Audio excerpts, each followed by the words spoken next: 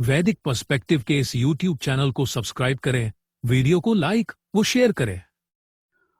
ओम आ no अश्विना त्रिव्रता रथीन अर्वांचम रयिम वहतम सुवीरम शृण्वन्ता वाम अवसे जो हवीमि वृधे चा नो भवतम वाजसातौ।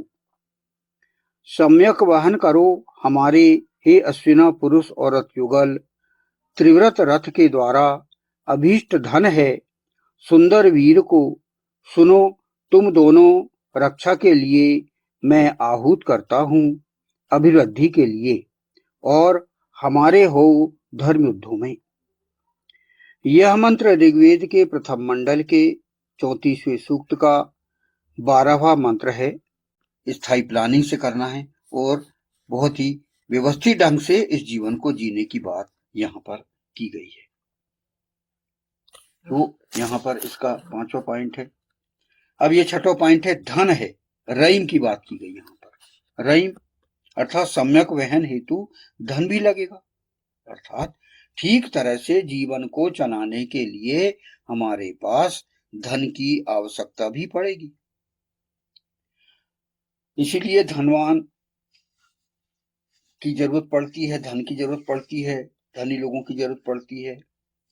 धनोपार्जन करना होगा हर व्यक्ति को, और धन का व्यय भी करना होगा। माने आपको धन का व्यय कब करेंगे? जब हमारे पास धन हो। तो धनवान की यहाँ पर बात की गई है। यहाँ पर वही कहा गया है कि सम्यक वहन करो हमारे हे अश्विना पुरुष औरत युगल। त्रिव्रत रथ के द्वारा अभीष्ट धन है। तो धन की भी जरूरत पड़ती है और धनोपार्जन भी करना पड़ेगा, आर्थिक उपलब्धि प्राप्त करना पड़ेगा। तो यहाँ पर वही है कि धन क्या है। यहाँ सिर्फ पैसा, धीला धन दौलत, चल संपत्ति, अचल संपत्ति, ये अकेली नहीं है। आपको जीवन में जीने के लिए हम आर्थिक दृष्टिकोण से भी हम ना सोचें। जैसे कि वर्तमान समय में पाश्चात्य संस्कृति के हावी होने के कारण अर्थ प्रधान संस्कृति हावी हो गई है। हर लोगों के मन मस्तिष्क में पैसा ही प्रमुख हो गया है। तो वो बात नहीं है, बल्कि धनवान कौन है इस विषय में भी हमें सोचना पड़ेगा। यानी धनवान बनने के लिए वेद में पैसा कमाना ही अकेला नहीं है। वेद हमको अकेला पैसा कमाने के लिए भर नहीं कहता, बल्कि वह क्या कहता है? धर्म, ज्ञान, स्वास्थ्य और समृद्धि, इन सब का संतुलन है। धनवान की जो व्याख्या हम कर रहे हैं, धनवान कौन है? धनवान वो है जो धर्मात्मा हो, धनवान वो है जो ज्ञानी हो, धनवान वो है जिसका स्वास्थ्य अच्छा हो, जो स्वस्थ हो, और धनवान वह है जो समृद्धिशाली हो। इन सब का संतुलन वेद में, शास्त्रों में यह बताया गया कि धनवान ऐसा व्यक्ति होता है। अकेला पैसे अकेले से नहीं है कि उसके पास महल हो, गाड़ी हो, बंगला हो, सारे भौतिक सुख साधन हो, ये अकेला नहीं है। सारे चीजों को मिला के धनवान यहां पर कहा गया है वेद में, शास्त्रों में। इसको हम और सरल अर्थ में समझ सकते हैं कि धनवान कौन होता है। तो यहां सबसे पहले हम पॉइंट को समझें कि पुरुषार्थ वह धनवान होता है। मेहनती और कर्मशील व्यक्ति धनवानी होता है। वेद में कहा गया है कि बिना कर्म के धन नहीं मिलता, इसलिए हमें कर्म करना पड़ेगा। परिश्रम, लगान और ईमानदारी से काम करना ही धन का पहला नियम है। अब इसको हम और सरल अर्थ में समझे कि उद्योग करने वाला ही सफल होता है, आलसी नहीं। यह बात, इसको हम समझें। भावार्थ इसका हम ये समझें कि व्यक्ति अपने जीवन में उद्योग करे, मतलब कर्म करे, जिम्मेदारी निभाए और जिम्मेदारी से मेहनत करे, आलस्य से नहीं। आलसी व्यक्ति कभी सफल नहीं हो पाता। इसलिए धन क्या है? हमारी मेहनत है, हमारा कर्म है, मतलब हमारा पुरुषार्थ है।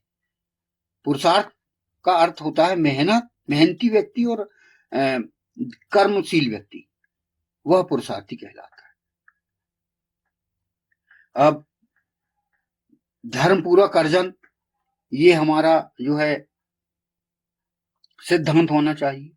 धनवान हम कब बन सकते हैं? जब हमारा जो अर्जन हम करें, जो भी हम कमाएं, वह तरीका उसका शुद्ध होना चाहिए और छल कपट धोखा से कमाया गया धन टिकता नहीं फिर। इसीलिए धर्म पूर्वक अर्जन हमें करना चाहिए। जो भी हम कमाई करें, जो भी हम जॉब करें, उसमें हम ईमानदारी से करें। कोई छल नहीं, कोई कपट नहीं, कोई धोखा नहीं। इसलिए हमारा यह जो कार्य है वह पूरी तरह से नैतिक होगा। फिर हमारे जीवन में संतुलन होना चाहिए। संतुलित जीवन, जीवन हमारा असंतुलित नहीं होना चाहिए। हमें संयम से काम लेना है।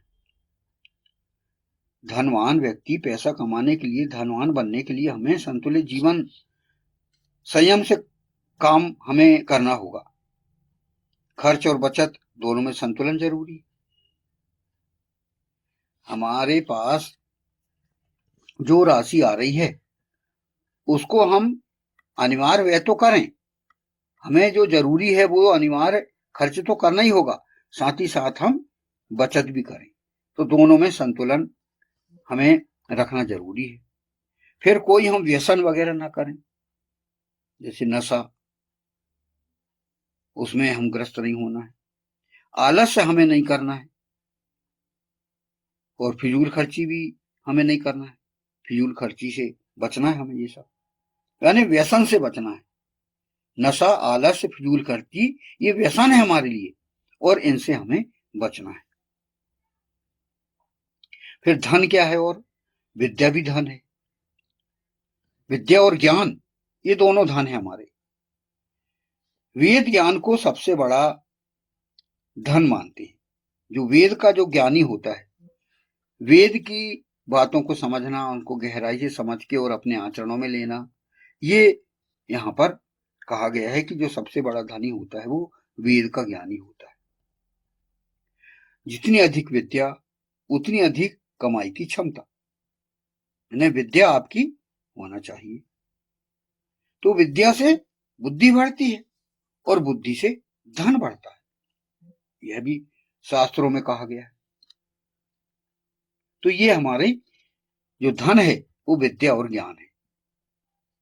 फिर है हमारा धन क्या है? और हमारा धन है और संगठन और सहयोग। अकेले से अधिक शक्ति समूह में होती है। माने हम अकेले हैं, अकेले कुछ नहीं कर सकते, लेकिन जो शक्ति है हमारे पास, जो हमारे पास स्ट्रेंथ है, वह समूह के रूप में यदि हो गई तो वो ज्यादा हमें लाभ देगी। क्योंकि व्यापार में, समाज में और परिवार में सहयोग से उन्नति होती है। यानी हमको जब तक समाज सहयोग नहीं करेगा तब तक हम प्रगति नहीं कर पाएंगे। व्यापारी को जब तक ग्राहक नहीं मिलेंगे वो धनवान नहीं हो पाएगा। और व्यापारी के लिए क्रेता और विक्रेता दोनों चाहिए। तो सहयोग हुआ कि नहीं? तो सहयोग से जो है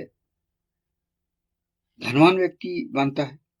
और परिवार के सहयोग के बिना हम धनवान भी नहीं बन पाएंगे जब तक हमको परिवार का सहयोग नहीं मिलेगा। भाई आजीविका कमाने के लिए जो है उसे तैयार करके जो भेजता है, पत्नी है, आपके सहयोगी है, वो साथ देती है। और पत्नी भी यदि जाती है आजीविका में तो पति भी उसको सहयोग करता है। तो एक दूसरे के सहयोग के बिना हम आगे नहीं बढ़ सकते आजीविका कृत में, दोनों के सहयोग के बिना।